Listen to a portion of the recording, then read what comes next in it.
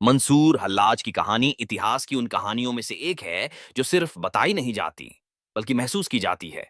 यह कहानी एक ऐसे व्यक्ति की है जिसने सच बोलने की कीमत अपनी जान से चुकाई। यह कहानी एक ऐसे सूफी की है जिसने अपने भीतर के रब को पहचान लिया और फिर पूरी दुनिया के सामने कह दिया, अनल हक, यानी मैं ही हक हूं। मंसूर का जन्म 807 ईस्वी में ईरान के खुजिस्तान इलाके में हुआ था। उनके पिता कपास का काम करते थे और इसी वजह से उन्हें हल्लाज कहा जाने लगा, जिसका मतलब होता है कपास को साफ करने वाला। बचपन से ही मंसूर में एक अलग ही गहराई दिखाई देती थी। आम बच्चों की तरह न खेलते, न शोर मचाते, हमेशा सोच में डूबे रहते। उनकी आंखों में कुछ ऐसा था जो दूसरों को खींच लेता था। जब वे थोड़े बड़े हुए तो उन्होंने सूफी संतों से ज्ञान लेना शुरू किया। उन्होंने बसरा, वासित और बगदाद जैसे शहरों में जाकर बड़े बड़े सूफी उस्तादों से तालीम ली। लेकिन मंसूर का रास्ता थोड़ा अलग था। जहां दूसरे सूफी अपनी बातों को छुपा कर रखते, वहीं मंसूर उन्हें खुलकर कहने में यकीन रखते थे। वह मानते थे कि अगर तुम्हें सच्चा अनुभव हुआ है तो उसे छुपाना खुदा से बेईमानी है। मंसूर का दिल हर वक्त खुदा के नाम से धड़कता था। वो कहते, जो कुछ है वो सिर्फ अल्लाह है, बाकी सब फानी है। और फिर एक दिन उन्होंने वो शब्द कहे जिसने सारी दुनिया को हिला दिया, अनल हक, मैं ही हक हूँ। यह शब्द जैसे ही लोगों के कानों में पड़े, चारों ओर हंगामा मच गया। उलेमाओं, मौलवियों और दरबारी धर्म गुरुओं ने इसे कुफ्र और शिरक करार दिया। उनके लिए यह कहना कि मैं ही हक हूँ सीधा सीधा अल्लाह होने का दावा था। लेकिन मंसूर का मतलब कुछ और था।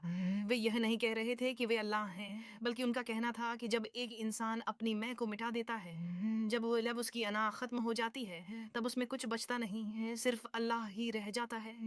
ऐसी अवस्था में जब वह बोलता है तो वह नहीं बोल रहा होता, खुदा बोल रहा होता है। लेकिन यह गहराई हर किसी की समझ में नहीं आई है। लोग डर गए। उन्हें लगा यह आदमी शांति भंग करेगा, धर्म को बिगाड़ेगा। धार्मिक नेता दरबार पहुंचे और खलीफा से शिकायत की कि यह आदमी लोगों को भटका रहा है। मंसूर को गिरफ्तार कर लिया गया और जेल में डाल दिया गया। वे कई सालों तक कैद में रहे, लेकिन न तो उन्होंने अपनी बात वापस ली, न ही अनल हक कहना बंद किया।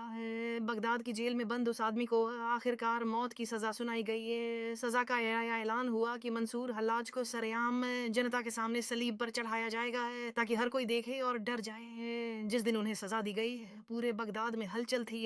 लोग जमा हुए, कुछ तमाशा देखने, कुछ श्रद्धा से और कुछ नफरत से। उन्हें लकड़ी की एक ऊंची सलीब पर बांध दिया गया। जल्लादों ने कोड़े मारने शुरू किए। हर कोड़े पर, हर चोट पर मंसूर की जुबान से वही आवाज आती, अनल हक, मैं ही हक हूँ। उनका खून बह रहा था, लेकिन चेहरा शांत था।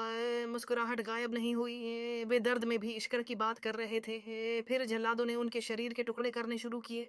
एक एक अंग काटा गया, लेकिन मंसूर की आंखों में खौफ नहीं था। वे कहते रहे, ये भी तेरे लिए कुर्बान है मेरे मालिक। आखिर में उनका सिर काटा गया और शरीर को जला दिया गया, ताकि कोई निशान बाकी न रहे। लेकिन कहा जाता है कि जब उनकी राख को दजला नदी में फेंका गया तो पानी पर अनल हक, मैं ही हक हूँ की गूंज अब भी सुनाई दे रही थी।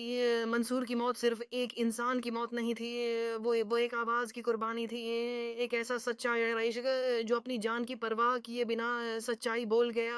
उनका जाना एक दौर का अंत था, लेकिन उनके शब्दों ने एक नई शुरुआत कर दी। उनकी बातें बाद के सूफियों, कवियों और विचारकों पर गहरा असर छोड़ गई हैं। मौलाना रूमी, फरीदुद्दीन अत्तार और कई दूसरे संतों ने मंसूर की मिसालें दी। उन्होंने कहा, मंसूर मरा नहीं, वह तो खुदा की राह में अमर हो गया।